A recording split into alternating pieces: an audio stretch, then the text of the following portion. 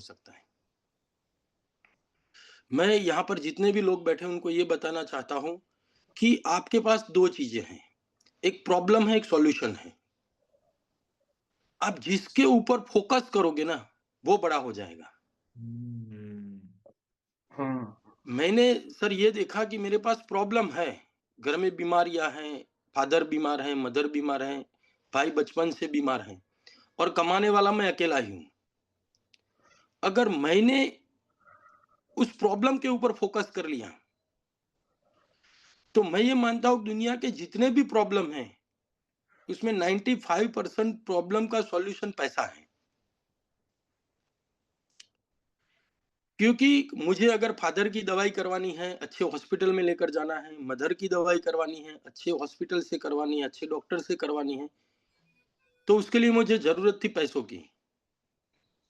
तो अगर मैं सिर्फ़ और सिर्फ़ प्रॉब्लम के ऊपर फ़ोकस करता, तो ये सॉल्यूशन था ही नहीं और प्रॉब्लम बड़ा ही होता जाता।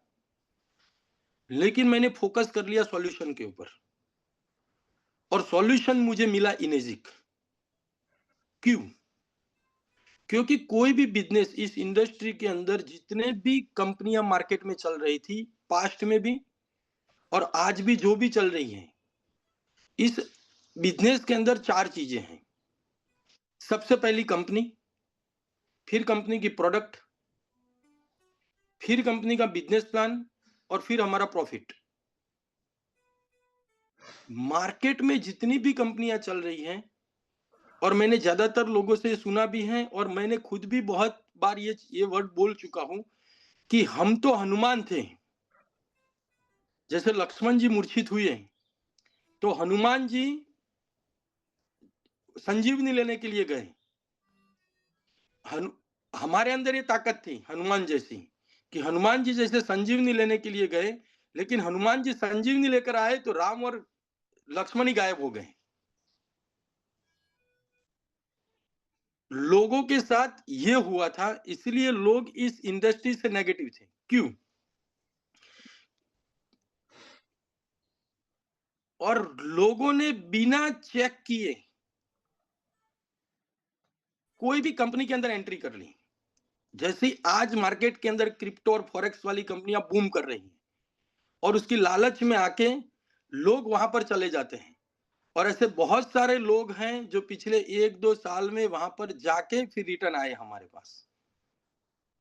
मैं फिर से उसी पॉइंट पे आ रहा हूं कि 4 इंपॉर्टेंट पॉइंट हैं। सबसे बड़ी कंपनी की प्रोफाइल, दूसरा है कंपनी का प्रोडक्ट, तीसरा है कंपनी का बिजनेस प्लान और चौथा है हमारा प्रॉफिट। ये 4 पहिए हैं गाड़ी के। आज तक जितनी भी कंपनियां देखी, सर प्रॉब्लम यही हुई कि साला एक पहिया तो पंक्चर ही था। Superb sir, superb, fantastic. लेकिन इनेजिक यहाँ पर जितने भी लोग बैठे हैं, कम से कम साढ़े सवा 800 लोग बैठे हैं। आप सब लोगों से मैं ये बताना चाहता हूं कि आपकी टीम में जितने भी लोग हैं उन सब लोगों को ये बताइए कि एक ऐसा प्लेटफॉर्म है जिसके 4 पहिए हैं, चारों में से एक भी पहिया ऐसा नहीं है कि जिसके अंदर थोड़ी सी भी प्रॉब्लम हो। और अगर आप लोग इस प्लेटफॉर्म के ऊपर टिक गए, तो आने वाले 3-5 साल के अंदर आपको यहां से सक्सेस होने से कोई भी नहीं रोक सकता। दोस्तों मेरे पास भी यही प्रॉब्लम थी, घर में प्रॉब्लमें थी, स्कूल की प्रॉब्लम थी। जितने भी लोग गुजरात में अगर कोई स्कूल में टीचर हो या फिर प्रिंसिपल हो, तो आप एक बार जाके पूछ लेना कि जिम्मेदारियां कितनी हैं। लेकिन मैंने कभी ये नहीं किया कि जैसे स्कूल गया तो स्कूल के बाद सीधा घर पे कभी 8 बजे आके खाना कभी भी नहीं खाया।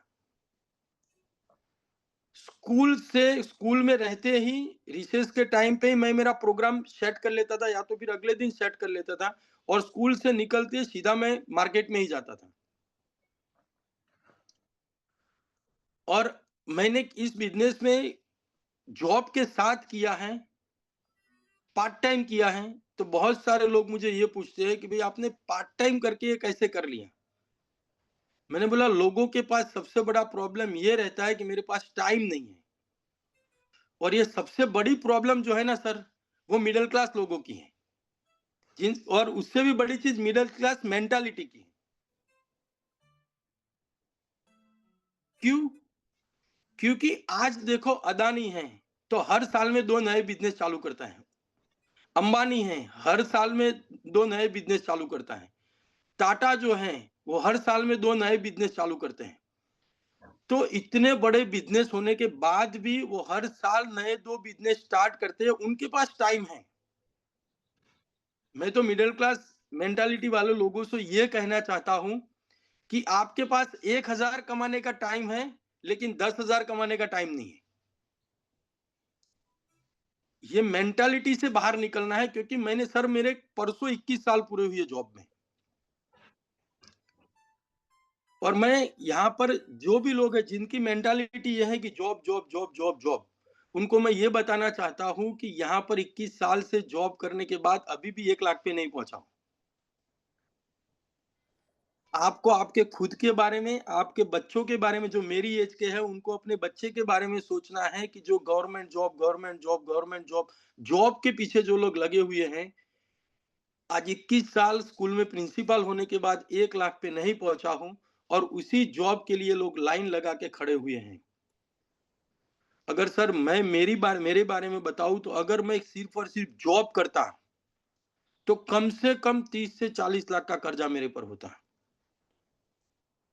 मिनिमम। घर तो नहीं होता खुद का, क्योंकि जब मेरी सैलरी 10,000 12,000 रुपए थी, तब घर की दवाई का खर्चा 20,000 रुपए था। तो मैं ये बताना चाहता हूं कि दुनिया के अंदर आप कहीं पर भी चले जाओ, प्रॉब्लम हर एक के पास है। किसी के पास छोटा है तो किसी के पास बड़ा है।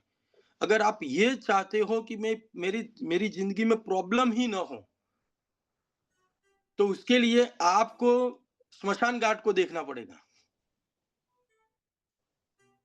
कि वहां स्मशान घाट में वहां पर जो लोग सोए हुए हैं, दुनिया में खाली वही लोग ऐसे हैं जिनके पास कोई प्रॉब्लम नहीं है। बाकी सारे लोगों के पास प्रॉब्लम है।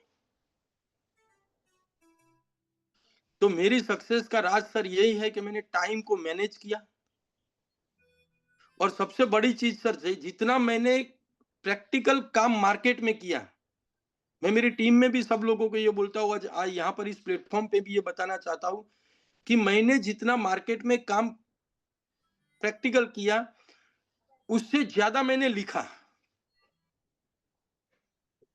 जो भी प्लानिंग करना था उसको मैं लिखता था, वाह। और जितना हो सके वो मैंने सीखने की कोशिश की। और यहाँ पर जो लोग हैं, जो इस इंडस्ट्री के अंदर या अपनी लाइफ के अंदर सक्सेस नहीं हो पा रहे हैं, वो लोग ये सोच के आ रहे हैं कि भैया ये एक जादुई चिराग है, कि जैसे मैंने इसके अंदर एंट्री ले ली और मैं सक्सेस हो जाऊंगा। ये दुनिया में कहीं पर भी पॉसिबल नहीं है। हर जगह पे आपको सीखना पड़ेगा। बिना सीखे आप कहीं पर भी सक्सेस नहीं हो सकते। तो सर मैंने सबसे पहले तो प्रॉब्लम के ऊपर फोकस नहीं किया, सॉल्यूशन के ऊपर फोकस किया। दूसरा, मैंने अपने टाइम को मैनेज किया, प्लानिंग की। और आज मेरी सोसाइटी के सिक्योरिटी गार्ड के पास आके भी अगर आप पूछते हो, तो वो आपको ये बताएंगे। अगर सोसाइटी का चेयरमैन भी मुझे पूछता है कि मनीष भाई, ये जो अभी चौकीदार जो है सोसाइटी का सिक्योरिटी गार्ड है, वो रखने लायक है या नहीं है, क्योंकि उन सबको पता है कि ये एक ऐसा अकेला लौता बंदा है सोसाइटी का, जो रात को 12 बजे भी आता है, 2 बजे भी आता है, 3 बजे भी आता है, सुबह 5 बजे भी आता है। तो उसी को पता होगा कि सिक्योरिटी गार्ड जो है वो पूरी रात सिक्योरिटी करता है या फिर सोता है। तो जो भी टाइम मिला, उस टाइम को मैंने प्लानिंग प्लानिंग की, और प्लानिंग के साथ मैंने वर्क किया। और सबसे बड़ी चीज कि ये प्लेटफॉर्म, पहला तो इनेजिक। दोस्तों, मैं गारंटी से बोलता हूं कि इनेजिक जैसा प्लेटफॉर्म ना तो आज तक कभी आया है, ना आने वाले दिनों में आएगा। उसका एक मैं बेस्ट एग्जांपल देना चाहता हूं आपको, कि 2016 में ये कंपनी इंडिया में आई। वर्ल्ड की बात नहीं कर रहा हूं, इंडिया में आई। आज 2025 चल रहा है, 26 आने को है। पिछले 10 साल में आप जो भी प्रोडक्ट यूज कर रहे हो, ऐसी एक प्रोडक्ट मुझे बता दो जिसकी प्राइस ना बढ़ी हो। एक प्रोडक्ट। वर्ल्ड की ये एक लौती ऐसी कंपनी है, लौती हमारी मशीन है कि जिसकी प्राइस कंपनी ने नहीं बढ़ाई है। इससे बड़ी एथिकल कोई चीज हो ही नहीं सकती कंपनी को लेकर। ना तो हमारे बिजनेस प्लान में जब 2016 में आई तब भी कंपनी एसडी 501 पे 13,000 रुपए देती थी और लेती थी 2,77,000 रुपए। और आज 10 साल के बाद भी कंपनी उसी प्राइस पे हमें प्रोडक्ट दे रही है, जबकि आपके घर में शक्कर से लेकर दूध तक जितनी भी चीजें आती हैं सारी चीजों के प्राइस 1.5 से 2 गुना हो चुके हैं। ये सबसे बड़ी एथिकल चीज है कंपनी की। और अगर आप लोग भी इस प्लेटफॉर्म पे टिक गए तो आपको सक्सेस होने से आप खुद भी नहीं रोक सकते। तो thank you sir, thank you very much. Amazing, amazing sir, amazing. बहुत बहुत बेहतरीन एग्जांपल आपने दिया। बहुत बहुत रियली में हम लोग ब्लेस्ड हैं मेरे दोस्तों, और आई होप आप इनके कॉन्वर्सेशन में इनका एक स्ट्रांग वाई देख सकते हो। इनका एक स्ट्रांग वजह जो दीपक सर बार बार कहते हैं मेरे दोस्तों, कि वाई के पीछे अगर आपका वाई स्ट्रांग है ना, तो बाकी चीजें अपने आप हो जाती हैं। इनके पास बहाना था इस बात का कि सर मैं स्कूल का प्रिंसिपल हूं, मेरे पास समय नहीं है। इनके पास बहाना था इस बात का कि सर हमारे घर में जो 3 जिम्मेदार लोग हैं वो बीमार हैं और सालों से बीमार हैं, मेरे पास उनके सेवा के अलावा समय नहीं है। लेकिन क्या बोला इन्होंने, कि दोपहर का 1 घंटे का लंच मिलता था, उसमें मैं एग्जीक्यूट प्लानिंग करता था। आफ्टर स्कूल मैं घर पे नहीं जाके मैं काम पे निकल जाता था, मैं वहां पे जाके उस काम को एग्जीक्यूट करता था। इन्होंने बोला कि मैं कभी रात को घर पे 2 बजे पहुंचा, 3 बजे पहुंचा, कभी सुबह 5 बजे पहुंचा। वॉचमैन के सिलेक्शन का एग्जाम्पल दिया इन्होंने। मेरे दोस्तों, जितने भी लोग हैं ना, बड़े लोग या जो सफल लोग हैं ना, उन सबकी कहानी ऐसे ही होती है। समय कहां समय देगा आपको, समय से समय चुराना पड़ेगा आपको।